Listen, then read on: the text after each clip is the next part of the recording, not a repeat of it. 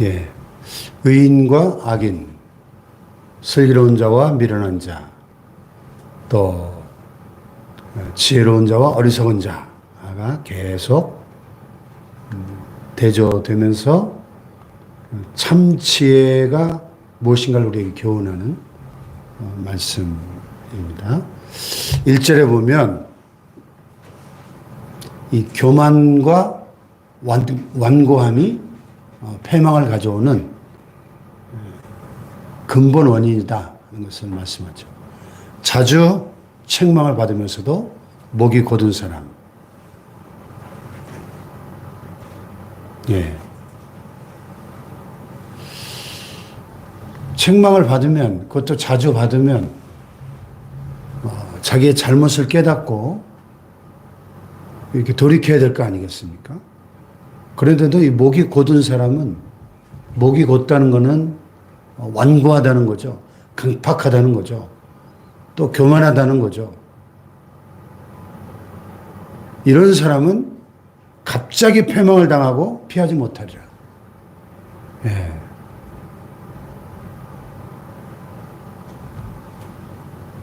그러니까 우리는 목이 곧은 사람이 되면 안 돼요. 옛날 그 부흥사 목사님들이 오시면 교만의 목을 꺾어야 합니다. 이런 설교를 많이 하셨거든요. 이 교만의 목, 하나님 앞에서 이 교만의 목을 꺾어야 돼요. 할렐루야. 그게 회개죠. 교만한 사람은 절대 은혜를 받을 수가 없어요. 하나님을 만날 수가 없습니다. 하나님은 겸손한 자의 심령과 함께 하십니다. 할렐루야. 자주 책망을 받으면서도 목이 곧은 사람, 갑자기 패망을 당하고 피하지 못하리라. 여러분 성경을 보세요. 성경에 패망한 사람들의 공통점이 뭡니까? 다 자주 책망을 받으면서 목이 곧은 사람. 사울왕 같은 사람. 얼마나 사무엘 선지자에게 책망을 자주 받았어요? 근데도 계속 핑계만 내면서 자기를 합리화하고 회개하지 않습니다. 그러니까 완전히 일가족이 그냥 멸문지화의 심판을 당하잖아요. 자기도 전장터에서 비참하게 자살로 자기 아들들과 함께 최후를 맞이하고 그냥 가문이 망해버립니다. 이스라엘 백성들이 광야 40년을 지나면서 계속 하나님을 원망하고 어려운 환경을 만날 때마다 모세를 향해서 불평하고 막 돌을 집어 던지려고 하고, 그러니까 모세를 통해서 하나님이 그들을 자주 책망하셨는데도 그들이 회개하지 않고 그들은 목이 곧은 백성이라 하나님께서도 그들을 향해서 목이 곧은 백성. 그러니까 광야에서 다 멸망받잖아요. 가나안에 못 들어가고. 사랑하는 여러분, 오늘 이 새벽에 우리는 하나님 앞에 우리 자신의 심령을 돌아보고 내 심령 상태가 혹시 이렇게 강팍해져 있지 않은지, 목이 곧은 사람, 교만하고 완고한 그런 심령 상태가 되어 있지 않은지 돌아보고, 만약에 그렇다면 하나님 앞에 가슴을 치면서 회개하고 나의 교만을 회개하고 나의 강팍함을 회개하고, 심령이 가난한 자는 복이 나니 천국이 그들의 것임이라. 심령이 가난하다는 것은 심령이 어린아이의 살갗처럼 부들부들하고 겸손한 심령을 의미하는 겁니다. 예. 목이 곧은 사람이 되면 안 돼요. 할렐루야. 하나님은 이렇게 목사님들 통해서 설교 시간에 또 우리 삶 속에 일어난 여러 가지 사건, 사고, 상황들을 통해서 우리에게 끊임없이 말씀하시거든요. 그런데도 우리가 이 목이 곧으면 그 하나님의 말씀이 들리지가 않는 거예요. 여러분 가장 큰 저주가 뭔지 아세요? 수입이 줄어들고 돈벌이가 안 되고 사업이 잘 안 되고 몸이 병들고, 이게 저주가 아니라 하나님의 말씀이 내 귀에 들리지 않는 게 저주라는 걸 아셔야 됩니다. 하나님 우리에게 끊임없이 말씀하시는 하나님이시거든요. 그 말씀에 귀를 기울이는 것이 진정한 복입니다. 할렐루야. 그 말씀이 곧 생명이고 그 말씀이 곧 축복이잖아요. 근데 목이 곧은 사람은 그 말씀을 들을 귀가 없는 겁니다. 그러니까 패망하는 거예요. 갑자기 패망하는 거예요.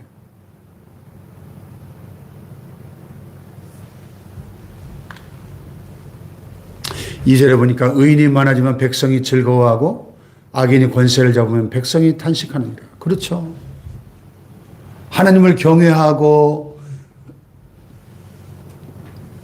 진실하게 정직하게 의를 행하는 사람들이 많아지면 그 나라가 정의로운 나라가 되고, 정의로운 나라가 많아지면 살기 좋은 나라, 백성이 즐거워하는 나라가 되죠. 그러나 반대로 악인이 권세를 잡으면, 저 북한처럼 김일성, 김정일, 김정은 이 악한 인간들이 3대째 세습하며 독재를 하니까 70년 넘게 얼마나 북한 주민들이, 그 무고한 주민들이 죽임을 당하고 굶어 죽고 지금 이 순간에도 고통과 절망 속에 죽지 못해 살아가고 있습니까? 악인이 권세를 잡으면 백성이 탄식하느니라. 이 얼마나 동서고금을 막론하고 진리입니까, 여러분?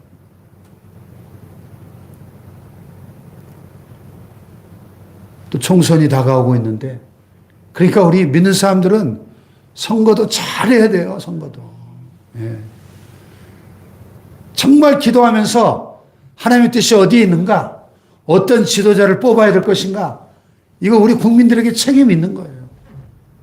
지도자 잘못 뽑아놓으면은 그 권세 잡은 사람들이 각종 악법을 통과시키고 이 나라를 도탄에 빠지게 하는 겁니다.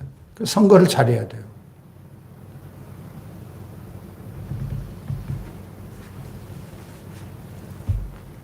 지혜를 사모하는 자는 아비를 즐겁게 하여도 창기와 사귀는 자는 재물을 잃느니라. 예. 참 우리 애들이 막 하나님의 말씀을 사모하고 하나님의 은혜를 막 사모하면서 말씀대로 살려고 몸부림치고 믿음으로 살려고 애쓰는 모습 보면 너무 감사하고 보람 있잖아요. 예? 지혜를 사모하는 자는 아비를 즐겁게 해요. 그런데 창기와 사귀는 자는 재물을 잃느니라. 허랑방탕하고 탕자처럼 아버지의 재산 다 받아가지고 먼 나라로 가서 그냥 흥청망청 그 귀한 재물을 다 탕진해버리고, 그 아버지가 이 탕자가 집을 나간 순간부터 회개하고 돌아오기까지 그 많은 시간들을 얼마나 밤마다 뜬 눈으로 밤을 지새며 눈물을 흘리며 그 아들 때문에 슬퍼했습니까? 고통을 받았습니까? 예. 여러분, 우리는 하나님 아버지의 마음을 즐겁게 하고 기쁘게 해드리는 자녀가 돼야지 하나님의 마음을 슬프게 하고 아프게 하는 이런 탕자 같은 자식이 되면 안 됩니다. 아멘.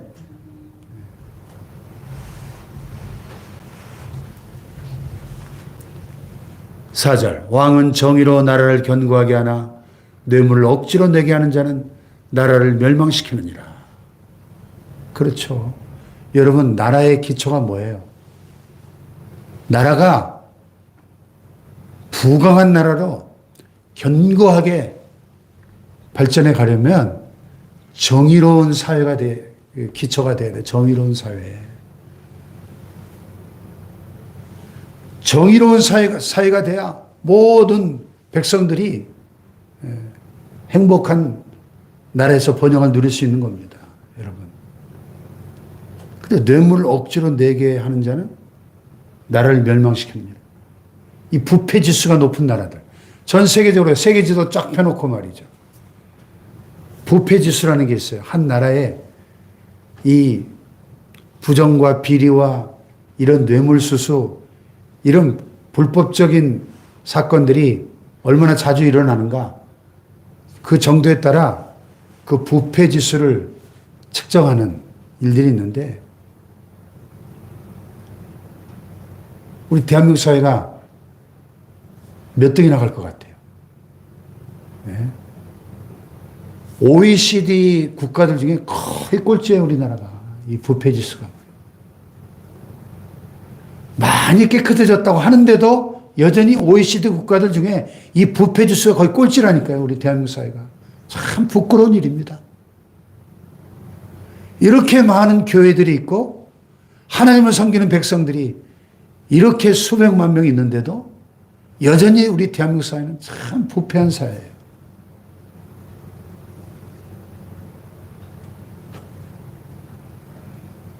그래서 여러분, 우리 크리스천들만이라도, 예수를 안 믿는 사람들은 뭐 하나님을 두려워하지 않으니까 온갖 불법과 비리를 마음 놓고 저지른다 하더라도, 우리 예수 믿는 사람들만이라도 정직하고 의로운 사회를 만들기 위해서 애를 쓸 때 이 사회가 깨끗해지고 정의로운 사회가 되는 거죠. 아멘. 그래야 나라가 견고해진다니까요. 여러분, 부패한 나라가 잘 되는 거 보셨습니까? 우리 이웃나라 중국을 보면 막 경제가 초고속 성장을 하고 이 중국의 그 파워가 대단하죠. 그런데 중국을 진짜로 잘 아는 전문가들의 말을 들어보면 중국은 절대로 선진국이 될 수 없다고 이야기합니다. 왜냐하면 이 중국이라는 나라는 공산주의 국가잖아요. 공산주의는 기본적으로 윤리 도덕이 없어요. 그러니까 속이고 뇌물 받아먹고 부패를 저지르는 일에 대해서 아무런 양심의 가치를 느끼지 않습니다, 사람들이.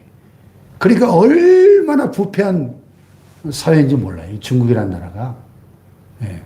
예를 들어보면 이 공직사회가 완전히 이 뇌물의 고리가 거의 막 거미줄처럼 얽혀 있어가지고 뭐 누구를 잡아서 이렇게 벌을 줄 수도 없대요. 너무 이게 촘촘하게 뇌물의 고리가 얽혀 있어가지고 얼마나 부패한 사회인지.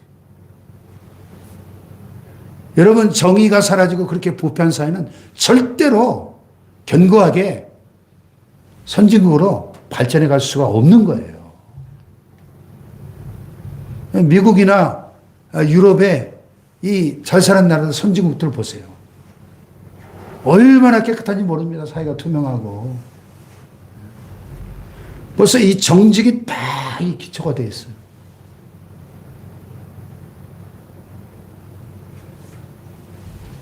제가 미국에서 신학교 다닐 때 F를 2번 맞았어요. F를 2번 맞았어요. 왜 F를 맞았느냐? 왜 맞았을까요? 레포트를 써내는데 막 너무 바쁘고 하니까 막 어떨 때는 막 남의 책을 베껴가지고 막 써서 내거든요. 큰일 납니다. 미국에서 딱 보면 알잖아요. 이게 학생이 쓴 건지 베껴서 낸 건지. 베껴서 내면 여지없이 F입니다. 안 봐줘요, 절대. plagiarism이라고 하는데 영어로 딱 밑에 써요. plagiarism 하고 빨간 색연필로 쫙쫙쫙 그어가지고 F 이렇게 돌려준다니까요.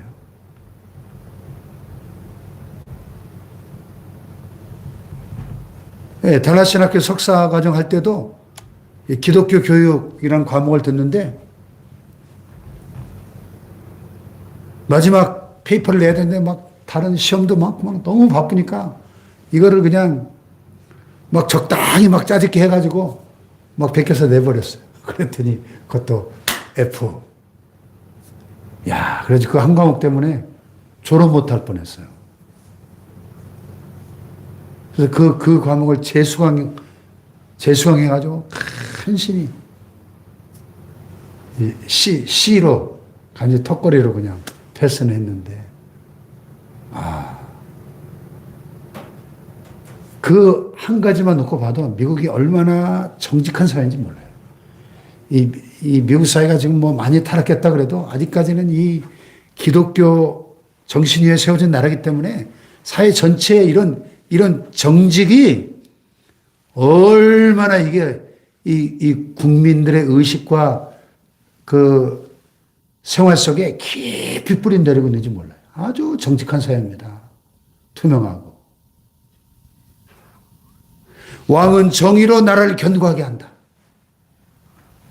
오늘 우리 대한민국 사회가 더 정의로운 사회가 되기를 축복합니다. 그래야 견고하게 선진국으로 발전할 수 있다는 거죠. 참 이 잠언의 말씀들 한 절 한 절이 정말 주옥 같은 진리의 말씀들이죠. 이웃에게 아첨하는 것은 그의 발 앞에 그물을 치는 것이니라. 왜 그럴까요? 아첨이 뭐예요? 그 사람 귀에 듣기 좋게 아부하는 거죠. 예? 그것은 그의 발 앞에 그물을 치는 거래요. 왜? 그물에 잡혀서 그 사람을 망하게 하는 거라는 거예요. 아부하면 그 사람이 자기에 대해서 착각하잖아요. 마음이 교만해지잖아요. 그러니까 여러분 우리는 아부와 칭찬을 구분할 수 있어야 됩니다. 칭찬은 사람을 격려하고 칭찬은 그 사람을 더 잘할 수 있게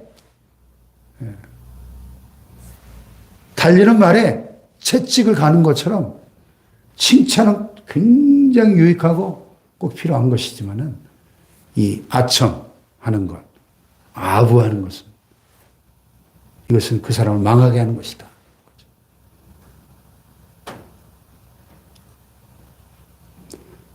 오늘 이 한 주간도 여러분 우리는 아첨이 아니라 칭찬하고 격려하고 사람을 세워주는 사람들 되시길 축복합니다. 악인이 범죄하는 것은 스스로 올무가 되게 하는 것이나 의인은 노래하고 기뻐하느니라.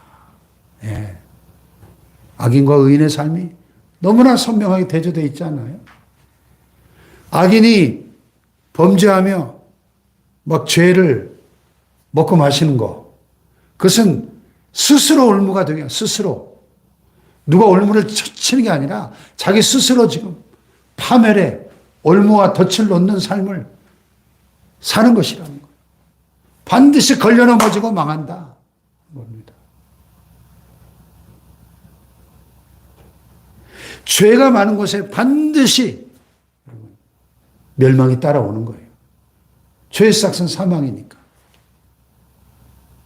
그러나 의인은 노래하고 기뻐하느니라.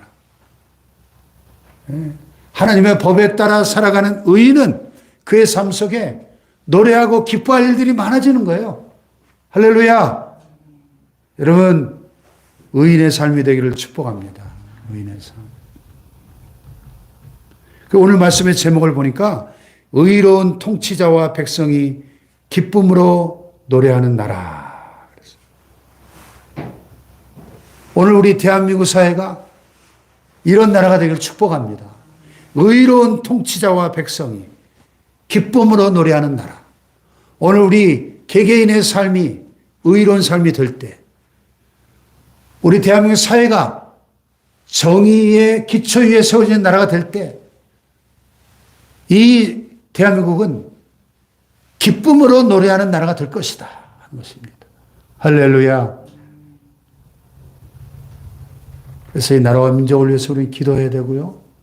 우리 한국 교회를 위해서 기도해야 되고요.